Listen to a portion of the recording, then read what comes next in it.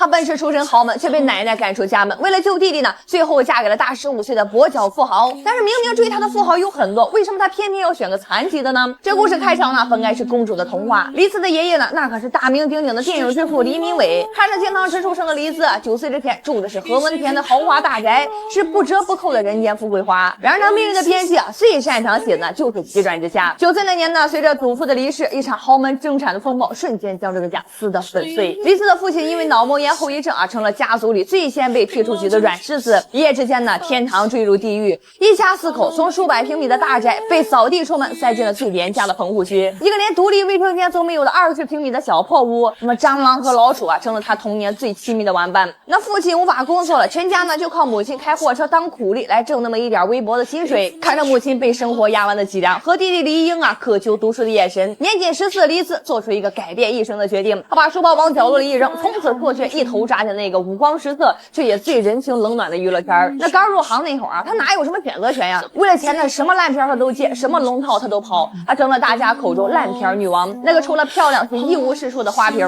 媒体的嘲讽像刀子一样，可黎姿连看一眼的功夫都没有，他心里只有一笔账，这个月要给父母多少生活费啊？下个月弟弟去英国留学的学费还差多少？他在人生呢早就不是为自己而活了，他活成了家里的顶梁柱，活成了一支单枪匹马的军队。1996年呢，一部《古惑仔》让全香港都认识那个怯生生啊却惹人爱的小结巴。当他死在陈浩南怀里的时候，不知道有多少观众啊跟着流下了眼泪。黎姿终于不再只是一个漂亮的名字，她成了一个有血有肉的角色。TVB 呢看到了这块璞玉啊，立刻向她抛出了橄榄枝。从此呢，黎姿的演艺生涯就像是开了挂一样。她是《倚天屠龙记》里那个绫罗浅笑啊灿若玫瑰的赵敏，被誉为是黎姿之后再无赵敏。她也是《金枝欲孽》里啊那个外表蠢萌内心狠辣的侯家玉莹，一个眼神就能在天使与魔鬼间无缝切换。凭借这个角色，她击败了同期的佘诗曼、邓萃雯啊，一举拿下了 TVB 的双料视后，站上了事业的巅峰。那几年她是风光无两啊，成了当之无愧的 TVB 当家花旦，事业得意，爱情的橄榄枝呢也是纷至沓来。漫画大亨黄玉郎呢为她是一掷千金，却终究呢是一场相差20岁的无果之恋。之后呢，顶级富豪许晋峰呢更是对她展开了猛烈的追求啊，送豪车送珠宝，诚意满满。刚刚经历情伤的黎姿啊，轻轻一句我们不合适，就婉拒了这位后来娶了这个李嘉欣的豪门公子。所有人都看不懂了，你放着年轻英俊的豪门阔少你不要，黎姿到底在想什么呢？其实啊，经历过云端跌落的她呢，比任何人都清楚，男人一时的激情和浪漫呢，就像是泡沫一样脆弱。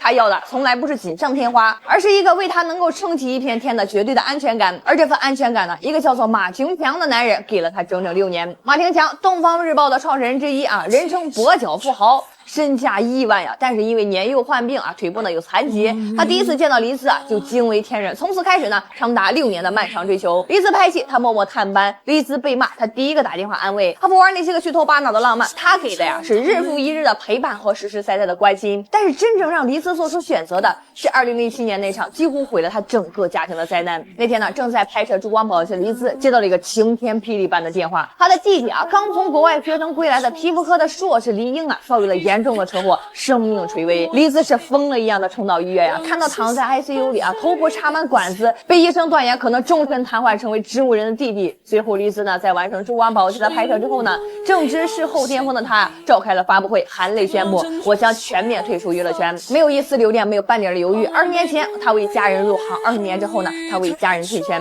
他又一次像是一个士兵一样扛起了保卫家庭的使命。那段日子呢，是黎姿人生中最黑暗的时刻。他每天在医院和家人之间奔波，为弟弟是擦洗身体、处理大小便、学习复健知识，还要接手弟弟刚刚起步、濒临倒闭的皮肤科诊所。而就在这个时候，赵廷强站了出来，他没有说一句我养你，而对他说啊，你不用怕，弟弟的医疗费呢，我来帮你想办法，工资呢，我来帮你找人管，你只要专心照顾他就好。他动用了所有的人脉，为黎英呢找了全球最好的脑科专家，他成了一个专门的基金来支付黎英未来所有高昂的治疗和康复费用。他告诉黎姿，我追了你6年，我不是想趁人之危，而是我只想让你知道，不管发生什么事情，我都会在你的身边。在最深的绝望里啊，这份坚实的臂膀成了黎姿唯一的救赎。他终于明白啊，这个男人呢，才是他寻觅半生那个可以让他卸下所有铠甲的港湾。2009年，黎姿宣布她嫁给了赵廷强。婚后的黎姿呢，没有像其他嫁入豪门的女明星一样，过上了喝茶逛街的阔太生活。她卷起了袖子，一头扎进了弟弟的公司。从一个连财报都看不懂的女明星，硬是把自己